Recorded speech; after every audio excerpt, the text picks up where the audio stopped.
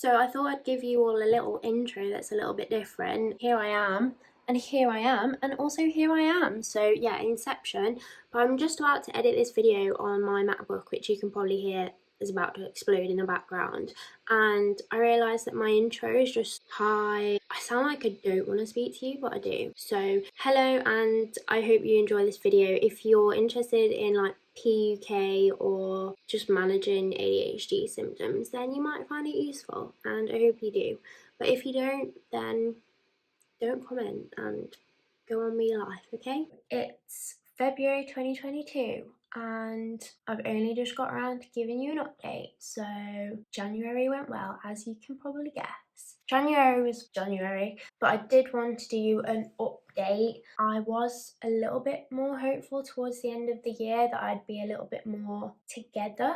I wouldn't say that that's gone to plan, but I kind of had these personal things come up. Work gets in the way. I had a health thing that got in the way, so it kind of took my mind off trying to put my life together, which is just so backwards. This video though, before you waste any more time watching it, is not going to be super constructive, but I am going to give my experience of what I'm doing at the moment that is helping me to like get in better routines. I'll leave them in the description as well if you just don't want to watch the video, which is fair enough. But yeah, it's not going to solve your problems because I can't even solve my own. But I am going to just tell you what's working for me and maybe it'll work for you. Just to recap then, in January, I had an appointment with the psychiatrist from Psychiatry-UK, and it was given to me as like an end of titration appointment, so I really didn't know, what to expect. End of titration basically means they just review how you're getting on with your medication, ask you some questions, get an update on your weight and blood pressure, and then it was just really casual and really short. I'm on Zagatin XL and I've only ever taken that, and it's kind of been a bit like that. But my biggest concern with it is the weight loss, which has stopped, but it was quite dramatic. I think I dropped about a stone in maybe like 6 to 8 weeks, which is just like huge for me. Yeah, so that was my biggest concern. The psychiatrist never seemed concerned about that, and I'm like, well, I guess if you're not worried, I won't be worried. So yeah, other than that, I don't have too many concerns, but I was going to the appointment in the mindset of I don't really know if it's working for me anymore, and I don't know if I'm noticing the effects. And then because when you're in these online communities, or even if you're just reading things on Reddit, you hear other people's experiences and they're like, ADHD meds have changed my life. And I always think, I wouldn't say that. I'd actually say that they've made a difference, but it's not changed anything. So the way I experience Zagatin is I'll take it, and about an hour after I take it, I am not hungry and I will just stare at a computer screen for 4 hours without moving. So that's my experience. But then obviously you read people's experiences online and it's just like, yeah, I've got all my shit together, and I'm like, well, should I try and swap? So I kind of put that across in fewer words. I don't actually know what he said. He did say, do you want to swap? And I was like, no, because I don't want to go through side effects and weight loss. So I said I'd stick, and he did say you can increase, and then I was like, yeah, I'll stick. So I dug my own grave there, basically. That appointment was also to inform me that the psychiatrist was going to contact my GP, and he did. He wrote them a letter, and I also got a copy of the letter, and it's basically to arrange a shared care agreement. Now, what I found out in my end of titration appointment, which is something that I had hoped was the case but didn't have confirmation, was that I've never been charged for medication, and I know some of you are going to hate me because it is so expensive, but I was just expecting this huge bill for them to be like, oh, we've never charged you, now you're going to have to pay it all. And so I got that confirmed on the appointment, thank God, that because I contacted my GP and went through the process of asking them to contact the local CCG and get them to agree that I need a private or a right to choose assessment, because I did that before I booked the private appointment with PUK. By the time I then had my appointment, 3-4 months go by, the CCG must have got in contact with PUK, so they agreed behind closed doors that CCG was happy for them to handle me going forward. So basically, the only thing I've paid for with PUK is the initial private assessment. I don't know if that's happened to anyone else. I feel super lucky that, like I said, stars just aligned. I would advise that before you go ahead and book privately, go through that process with the GP. It's annoying because obviously you phone in them, get them to write a letter, and it's just like, takes a while. But if you can get the same deal as I did, you're only going to pay for the private assessment, which is like £360, I think. And then, yeah, it's like all sorted. Yeah, so it's been a month and I am actually going to have to contact him anyway because I've not heard an update from my GP of whether they are taking it over or what's happened, but I will need to get some more medication. Another thing that I think is worth noting is and this again is going to be so unique to me. I was under the impression, I don't know why, that the Zagatin is 7 milligrams per tablet. So I'm reading everyone's comments and like I've really enjoyed interacting with people in the comments on YouTube, just because it's so nice that you're sharing your experience with me, and it's like makes me feel better about what I'm going through as well, and like I really do feel seen and heard. And going off track, but I was going to make a video just kind of putting it out there that I don't know what I'm doing. I have no idea what I'm doing, and it's really hard to explain that to everybody around me. But the only people that seem to understand me are people in ADHD chat groups and in the YouTube comments on my ADHD videos. So I do really appreciate that. I know I'm not really giving too much advice, but even if you feel like someone's going through the same thing, I do appreciate that. So yeah, I hope you're all okay. Anyway, so these 18 milligram, right?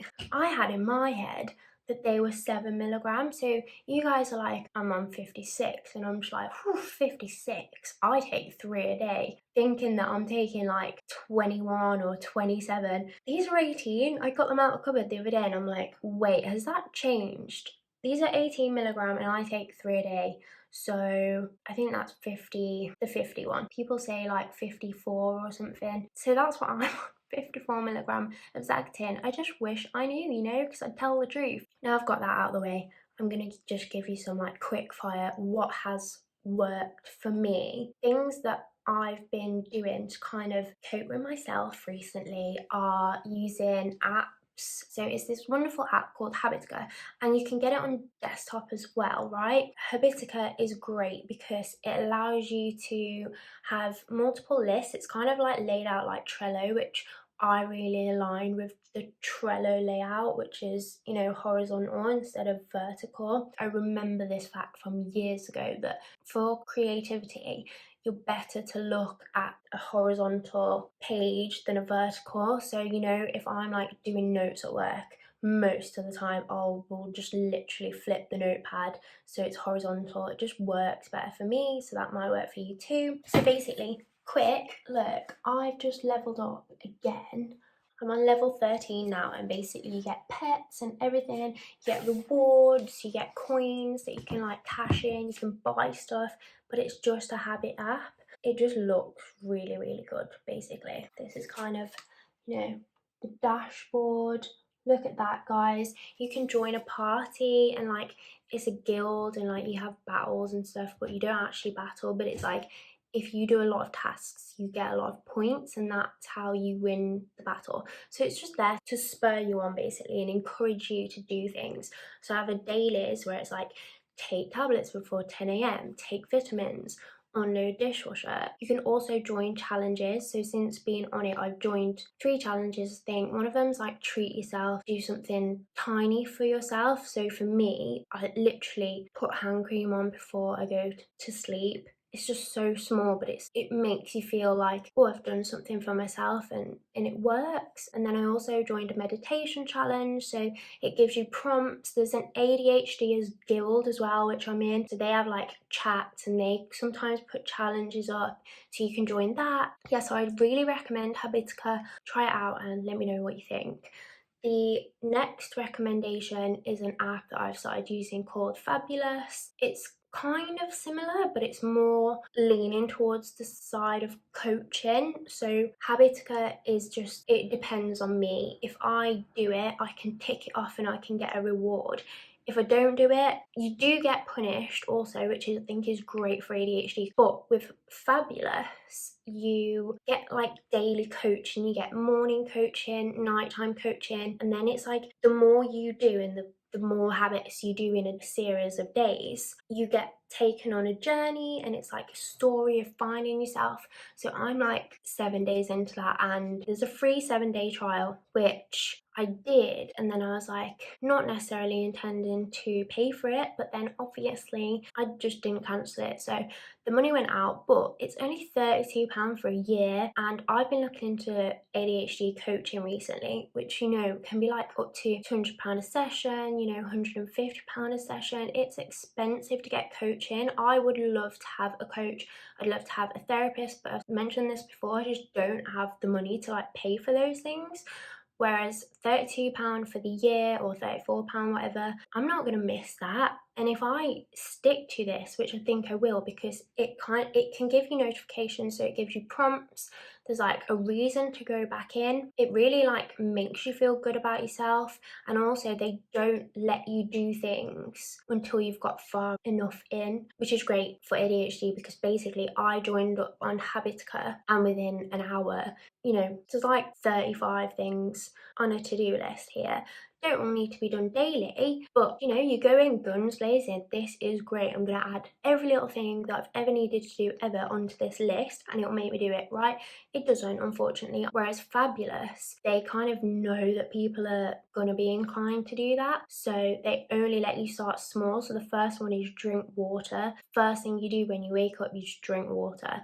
Now, I don't have a big glass of water because I have this thing about if I've got an empty stomach, I feel like it'll make me feel sick, but it actually doesn't. So I have a sip of water and it's so refreshing. So yeah, those are the first two. The next one, just quickly, is, I mentioned this before, have a little diary or journal about, especially when you're first starting to take medication, because I kept notes of, you know, how many am I taking, what time, am I having breakfast, how did I feel, and that way you can kind of reflect back. Because someone said to me in an ADHD group when I was like, you know, I don't know if I'm on the right medication, I just don't know if it's, you know, changing my life the way that everyone else seems to have their life changed. And this person was like, do you take it at the same time every day? And I'm like, no, I don't even take the same dose every day. I started to do 3 tablets on a Monday to Friday, and then 2 tablets on a weekend. Sometimes I'd skip a weekend. Sometimes I'd go away on a Monday and I'd